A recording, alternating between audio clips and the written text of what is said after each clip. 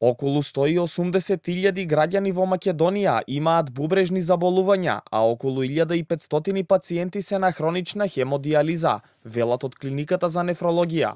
На денот на бубрегот, директорот на клиниката за нефрологија доктор Никола Ѓоргиевски вели потребно е да се зголеми бројот на пациенти на кои рано ќе им се детектира заболувањето. Во моментов има околу 160 лица кои чекаат донор за бубрег, од кои 100 пациенти се активни баратели. Ова покажува дека ние здравствените чинители во државава треба да се грижиме за нашите пациенти, треба да го зголемиме бројот на раната детекција на бубрежните заболувања, превенцијата и адекватното лекување. Министерот за здравство Азир Алиу вели дека при крај е подготовката на новиот закон за земање и пресадување на делови од човечкото тело заради лекување, а очекува сите собраниски процедури да бидат завршени и законот да биде донесен до крајот на април. Со новиот закон ќе биде проширена рамката за тоа кој може да дарува орган. Зголемуваме ниво на кој може да биде донор, жив донор, и тука исто така според барањата на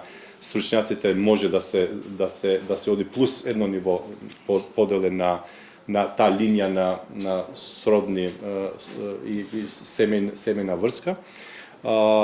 Мислам дека законот до крајот на април ќе биде веќе завршен како процедура и во парламент и ќе биде изгласан. За жал во последниве месеци имаме серија на одбивања од семејствата за давање согласност на донори кои што беа комплетно обработени и сосема погодни за трансплантација. Министерот посочи дека за хемодиализа државата одвојува 25 милиони евра годишно.